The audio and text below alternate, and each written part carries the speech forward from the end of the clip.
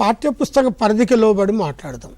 ఈ పాఠ్యపుస్తకం ఈ ధారాళంగా చదవడం, అర్థం చేసుకొని ప్రతిస్పందించడం అనే సామర్థ్యాన్ని పెంపుదల చేయడానికి ఏ విధంగా ఉపయోగపడుతుంది? మీకు ఇందాక చెప్పినట్లు ఇవి చేయండి పేరుతో అభ్యాసాలు ఇచ్చారు. అక్కడికి వెళ్దాం ముందు.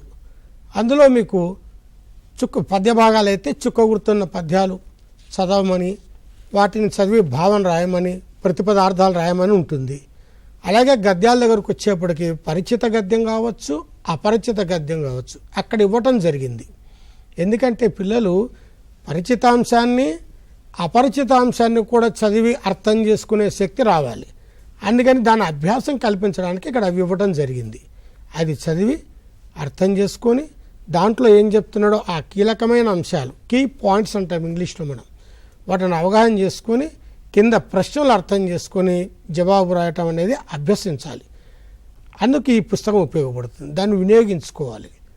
రెండవది, ధారాళంగా చదవటం అనేది కేవలం ఈ అభ్యాసంలో ఇచ్చిన పేరాలు చదివితేనే అలవడుతుందని కాదు. ఇది అభ్యాస సాధనకు ధారాళంగా చదవడానికి ఇందాక భానుగారు చెప్పినట్టు తరగతి గది బోధనలో పఠన కృత్యాల నిర్వహణ అని ఒకటి ఉంటుంది.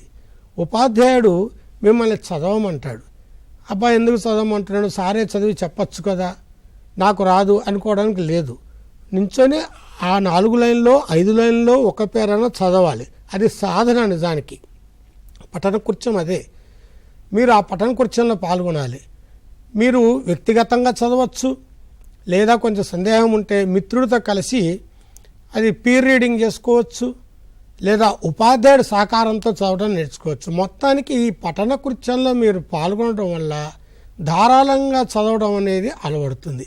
దానికి మూలం పాఠ్యపుస్తకమే. పాఠ్యపుస్తకం దాటి ఇక చాలా చెప్తూ ఉంటారు, లైబ్రరీ పుస్తకాలు కూడా చదివి నేర్చుకోవచ్చు అని.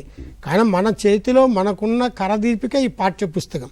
ముందు దీన్ని సమర్థవంతంగా వినియోగించగలిగితే ఆ సామర్థ్యం మనకు వంటబడుతుంది. అయితే ఇంకొక విషయం, ఇది బాగా అభివృద్ధి చెందాలి అంటే మీరు సార్ చెప్పేటప్పుడు శ్రద్ధగా వినడం, అర్థం చేసుకోవడం, చర్చల్లో పాల్గొనటం, మాట్లాడడం, అభ్యాసంలో ఇచ్చినవి తప్పనిసరిగా వ్యక్తిగతంగా కావచ్చు, జట్టుగా కావచ్చు మీరు చేయగలగాలి. పఠన కృత్యాల్లో పాల్గొనాలి. అలాగే ఉపవాచకం కూడా ఇందుకు దోహదం చేస్తుంది. ఉపవాచకంగా చదవాలి. ఆ చదివేటప్పుడు అర్థం కాని పదాల కింద గీతలు గీసి అర్థం తెలుసుకోవాలి. ఎందుకంటే చదివిన అర్థం కావాలంటే ముందు మన అభ్యాసం ఏం జరగాలి, అందులో ఉండే పదాలు గీత గీసుకొని ఆ అర్థం తెలుసుకుంటే మిగతా విషయాన్ని ఊహించడానికి ఆస్కారం ఏర్పడుతుంది. అందుకే పాఠ్యపుస్తకంలో మిమ్మల్ని చదవమన్నారు, చదివిన తర్వాత అర్థం కాని పదాల కింద గీతలు గీయమన్నారు, ఆ పదాలకి పదపట్టిక ద్వారా అర్థాలు తెలుసుకోమన్నారు, నిఘంటువు ద్వారా అర్థాలు తెలుసుకోమన్నారు. అదే కాకుండా ఉపాధ్యాయుడు సహకారంతో అర్థాలు తెలుసుకోమన్నారు. ఎందుకంటే పఠనావగాహన అనేది మెరుగుపడడానికి ఇది వీలు కల్పిస్తుంది.